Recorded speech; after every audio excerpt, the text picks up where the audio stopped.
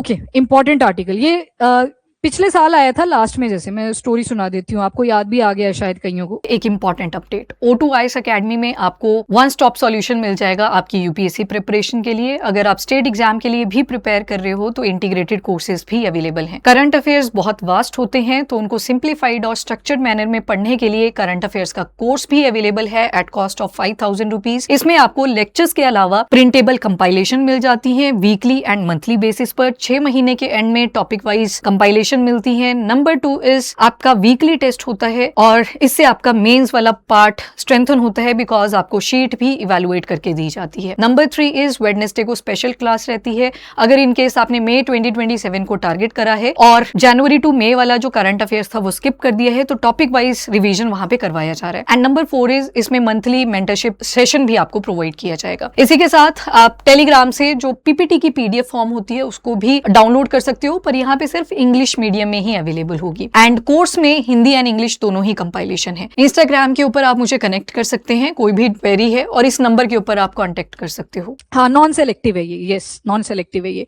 आगे बता रही हूँ मैं उसको भी। अब ये पैराक्विट डाइक्लोराइड है ना, ये 2 बार न्यूज में आ गया। एक बार तब आया था जब केरला में एक लड़का और लड़की रिलेशनशिप में थे और लड़की ने बोला मेरे को अब लड़का वो पसंद आया है जो घर वालों ने पसंद किया था। तो लड़की ने बोला बॉयफ्रेंड को साइड लाइन करना पड़ेगा, तो उसने ना उसके जूस वगैरह के अंदर क्या ऐड करना शुरू कर दिया, पैराक्विट डाइक्लोराइड। तो वहां से क्या दिखा, डिमांड दिखी टाइम की कि इसका मिसयूज बहुत ज्यादा है पैराक्विट का, और ये सीधा किडनीज को इम्पैक्ट करता है। फिर एक बार फिल्ट्रेशन लुक की बॉडी की तो पूरी बॉडी खत्म है। तो उस लड़के की डेथ हो गई थी, तब एक बार पैराक्विट न्यूज में आया। अभी क्यों आया, क्योंकि सेंटर ने नोटिफाई कर दिया है कि इसको हम कर रहे हैं पूरी तरह से बैन। और ऑलरेडी बहुत सी स्टेट्स हैं जहां पे पैराक्विट का एक्टिव यूज करा जाता है, वहां पे ऑलरेडी बैन भी कर चुके हैं।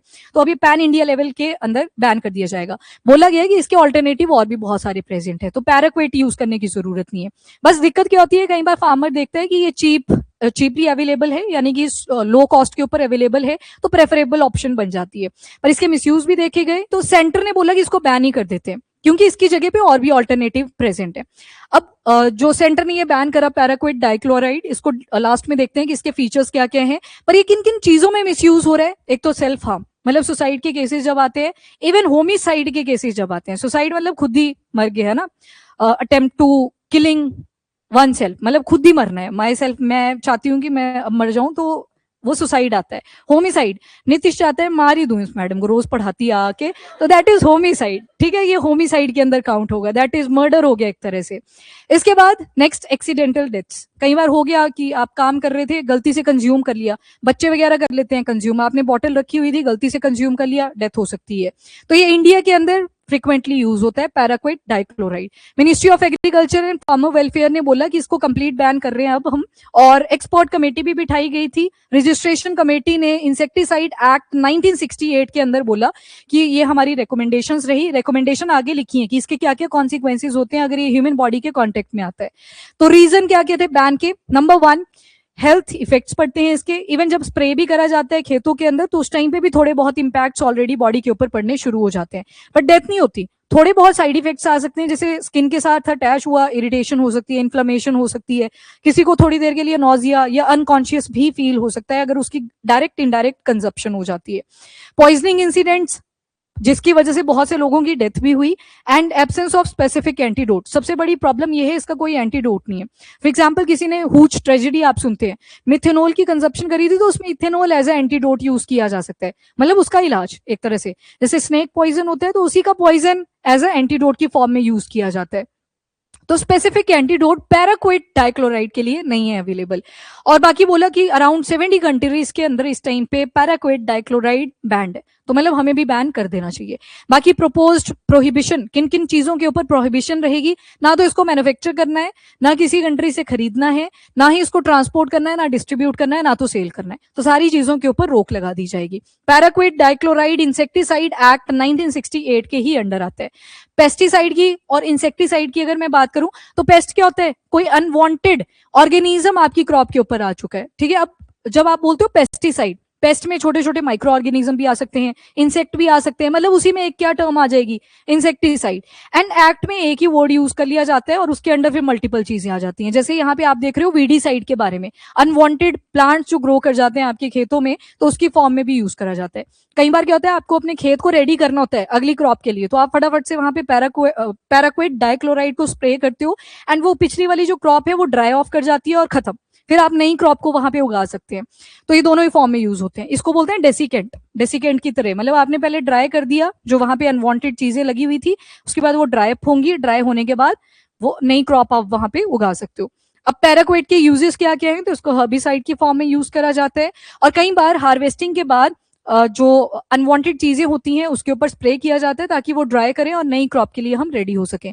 कंसर्न वही है, ऑक्यूपेशनल हेल्थ हैजर्ड इसके साथ जुड़े हुए हैं। जितने भी फार्म वर्कर्स होते हैं, फार्मर होते हैं जो खेतों के अंदर काम करते हैं, उनके हेल्थ के ऊपर इम्पैक्ट रहते हैं, सेल्फ हार्म की टेंडेंसी है, एंड सबसे बड़ी प्रॉब्लम ये इनएक्सपेंसिव है, इसकी कॉस्ट उतनी ज्यादा नहीं है, तो हर कोई इसको अफोर्ड कर लेता है, और ऑनलाइन रिटेलर्स भी इसको बेचते हैं। तो ये बड़ी दिक्कत है कि ये बहुत इजीली अवेलेबल है, जबकि इसके कॉन्सिक्वेंसेस बहुत ज्यादा नेगेटिव हैं, और इसका कोई एंटीडोट भी अवेलेबल नहीं है। तो ये सारी ही चीजें कंसर्निंग है।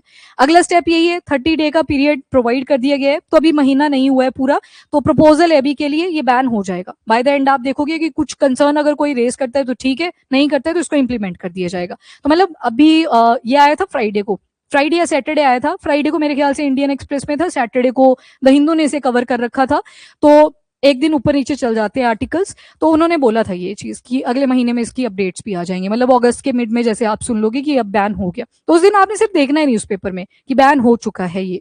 इसके बाद एक्सपोर्ट का रिस्पॉन्स, इवन डॉक्टर्स ने भी एक कैंपेन चला रखा था, डॉक्टर्स अगेंस्ट पैराक्वेट, क्योंकि डॉक्टर्स के ऊपर रिस्पॉन्सिबिलिटी आ जाती है, एंटीडोट अवेलेबल नहीं है, तो डॉक्टर कैसे ही उसका इलाज करेगा किसी ने अगर पैराक्वेट डाइक्लोराइड को कंज्यूम कर लिया होगा। तो ये डॉक्टर्स इस फेवर में है कि इसको बैन कर देना चाहिए। बाकी बैन करने की जरूरत आई थिंक अब क्लियर है आपको, एंड कुछ स्टेट्स हैं जो ऑलरेडी इसको बैन कर चुकी हैं। सेंटर ने तो प्रपोजल ही रखा है, कुछ स्टेट्स हैं तेलंगाना, आंध्र प्रदेश, ओडिशा एंड केरला, इन्होंने पूरी तरह से बैन कर दिया हुआ है।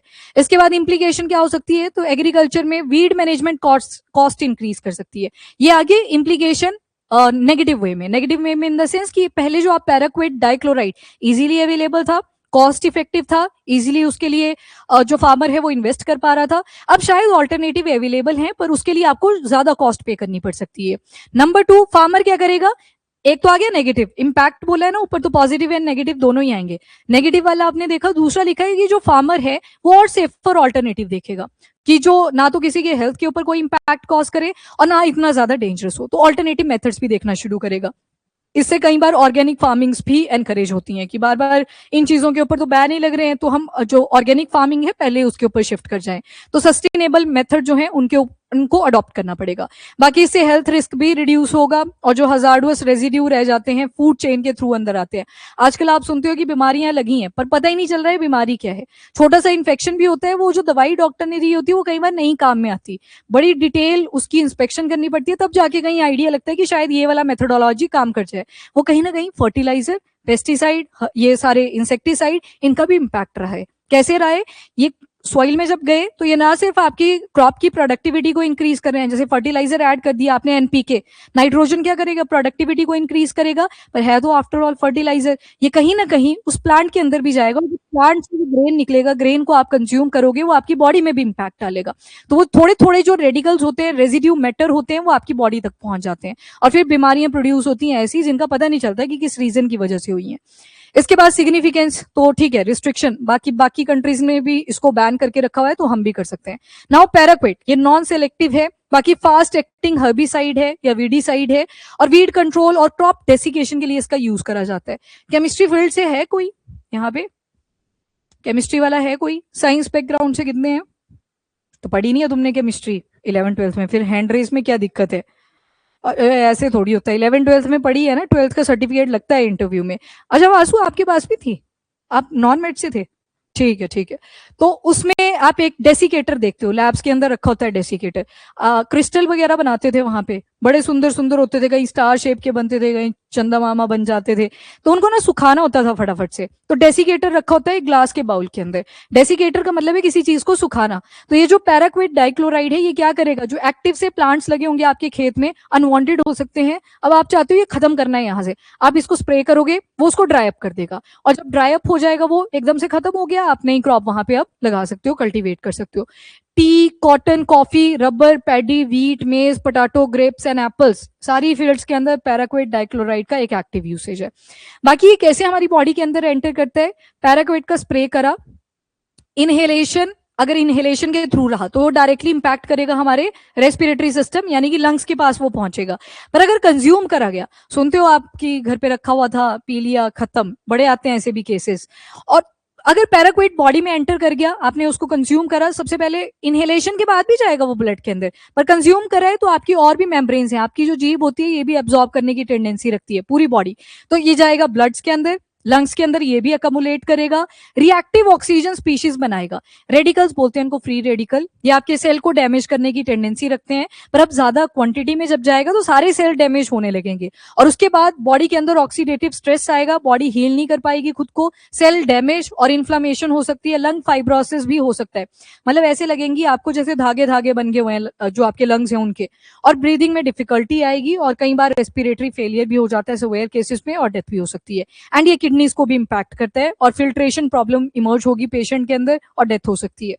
देन की फाइंडिंग्स यही निकल के आई हैं, एक्सपर्ट कमेटी ने पूरी इसके ऊपर डिटेलिंग दी है, और जो मैंने आपको पहले बताई। और हेल्थ कंसर्न, वर्ल्ड का सबसे ज्यादा टॉक्सिक हर्बिसाइड में पैराक्विट डाइक्लोराइड को भी इंक्लूड करा जाता है। सो इट्स इंपॉर्टेंट, इसके पॉजिटिव एंड नेगेटिव दोनों देखे हमने फार्मर के कॉन्टेक्स्ट में, क्योंकि फार्मर को ही चाहिए आफ्टर ऑल, हर्बिसाइड और वीडिसाइड की फॉर्म में, तो इम्पैक्ट पॉजिटिव भी आ सकते हैं, नेगेटिव भी आ सकते हैं। पॉजिटिव एक ही था कि क्या होगा, हेल्थ इंपैक्ट उतने नहीं पड़ेंगे, और सेफर मेथड्स की तरफ कहीं ना कहीं फार्मर भी जाने की ट्राई करेंगे।